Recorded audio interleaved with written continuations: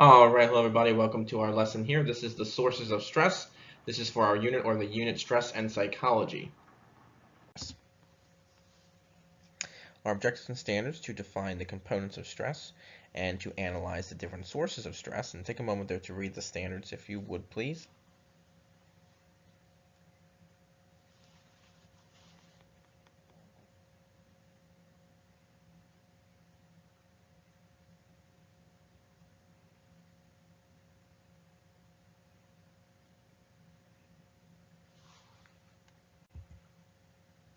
And our desired result is how is stress created? So what causes stress? What kind of things can lead to stress? That's what we're kind of looking for there.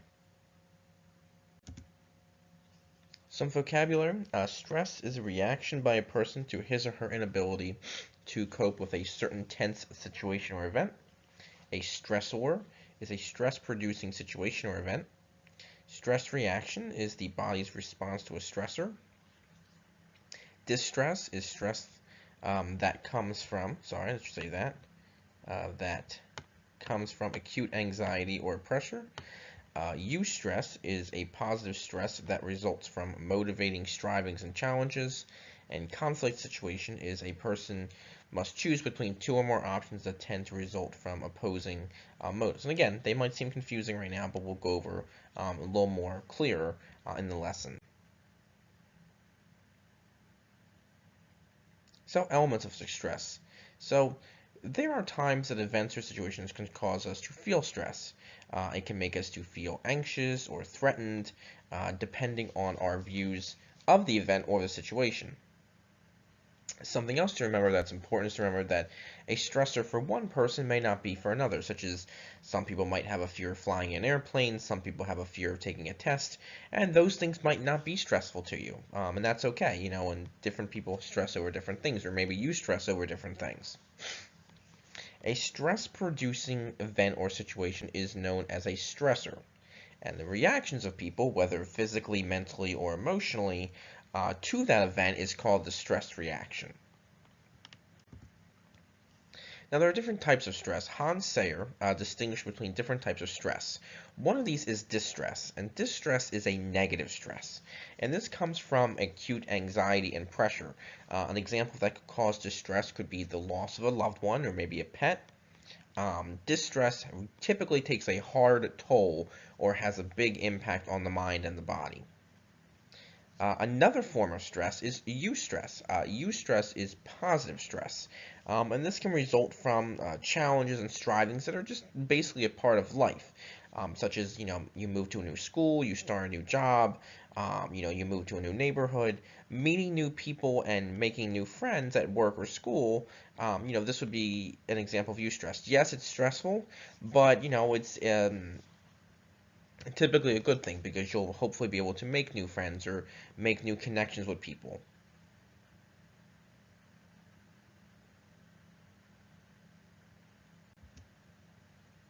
So analyzing situations. Different understandings and analysis of situations can also cause stress. Psychologist Richard Lazarus believed that how a person sees and evaluates an event makes a difference. For example, you might fall off your bike when riding it and scrape your knee, and you might later determine that event to be stressful because as you was falling, it was, a pretty scary event. You didn't know where you're going to fall, if you're going to hurt yourself. So you might later on, as you review that memory in your head later on, review that event as stressful.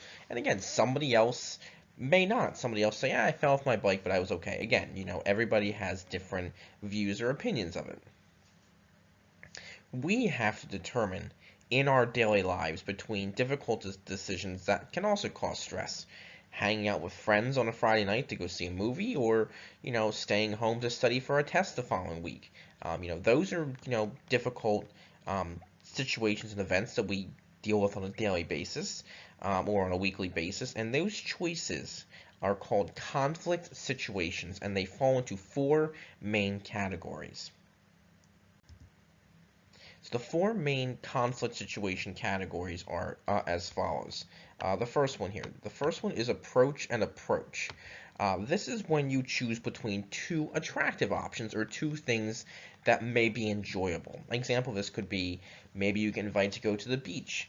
with your friends one weekend, and then maybe another group of friends or maybe your family says they're going to go to an amusement park. So you have to decide what you like to do. It's a conflict situation. You need to decide what you're going to do. Um, but again, both of these are typically enjoyable for people. They both really don't have a negative effect. So picking the beach or the amusement park, they're both kind of positive things. Number two here is avoidance and avoidance.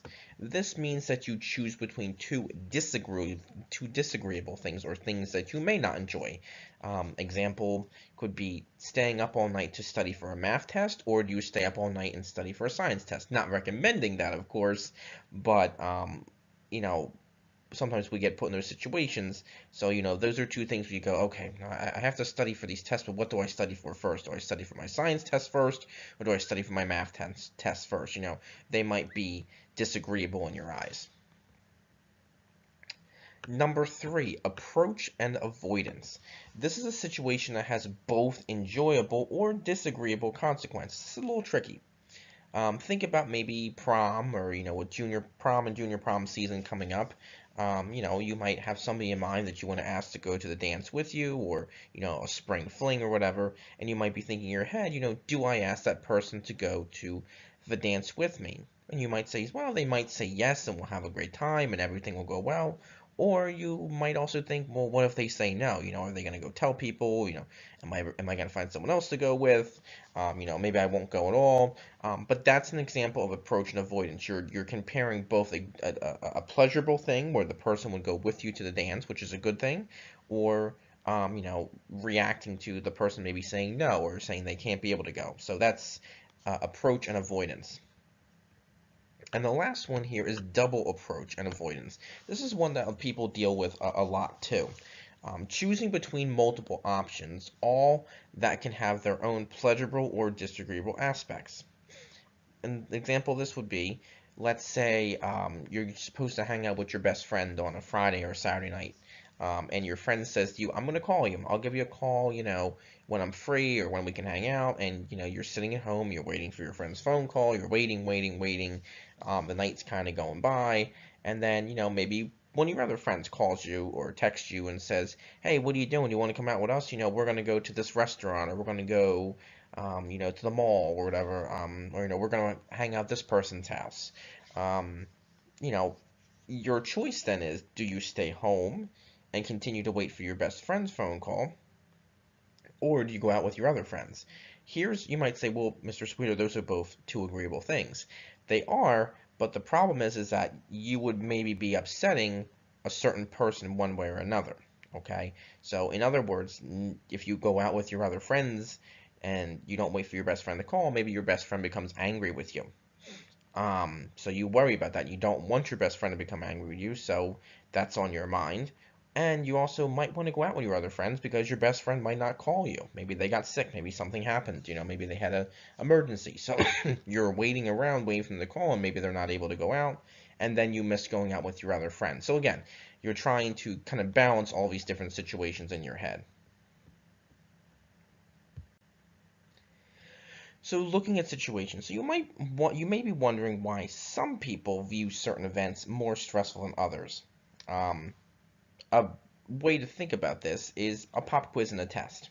So a primary appraisal is when we have an immediate evaluation of a situation, such as can we meet the demands of the challenge? Am I going to do well on this quiz or this test?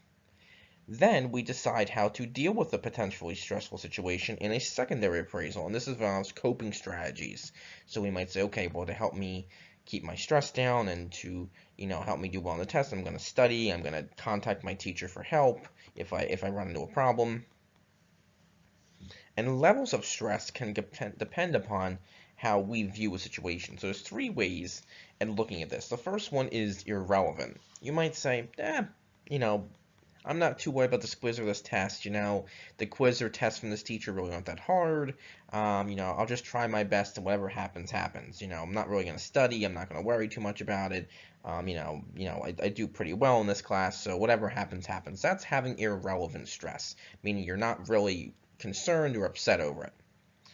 Positive stress means you have a good opinion of it, meaning that, you not that you're necessarily looking forward to the test or the quiz, but that you're prepared for it, that you say, hey, I know this stuff, I studied, I know what's going to be on it, I feel pretty confident about what's going to be on there. And then negative stress would be a bad type of stress. You're anxious, you're nervous, you don't feel comfortable with the content.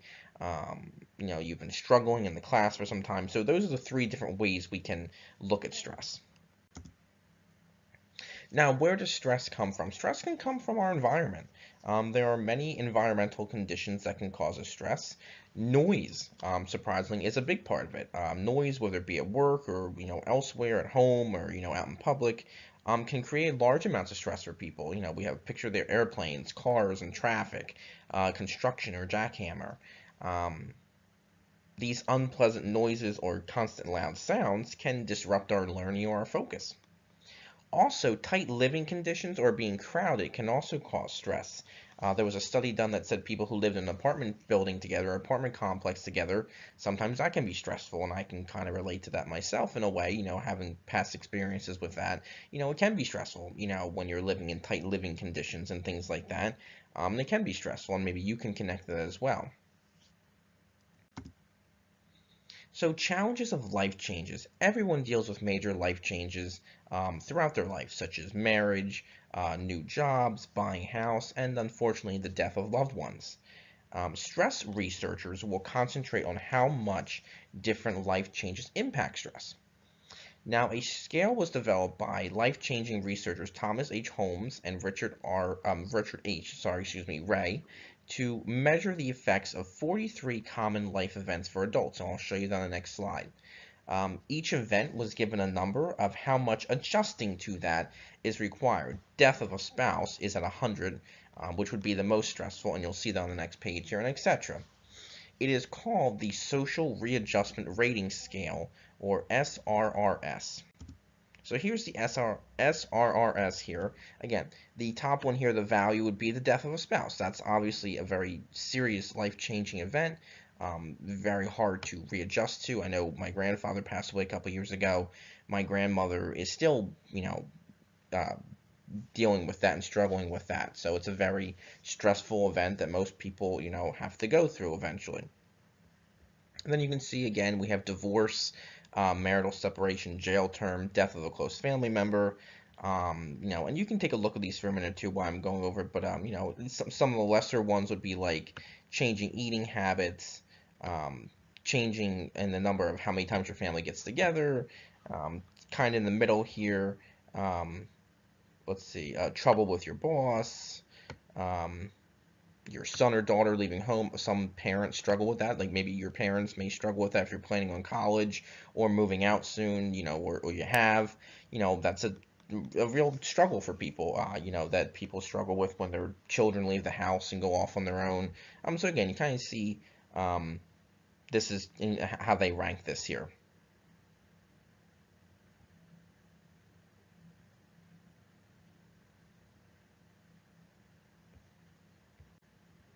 And then the hectic of hassles. There are also minor everyday situations or events on a daily basis that can cause us stress. These are typically called hassles. You've probably heard that word before. Maybe your mom says it's a hassle to go do this or that, go grocery shopping or whatever. Examples for this could be being late for work or school, trying to find your car keys or your phone if you're running late. Studies have shown that there is a connection between hassles and health problems. Even though they're not as serious, they can gradually affect our health and especially our mental health over time.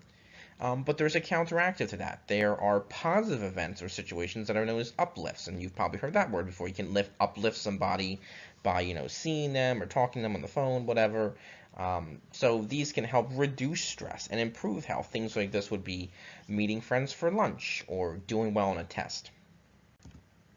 All right, so think about all the different things we've talked about how stress is created and what causes stress, and that will hopefully help you answer your question.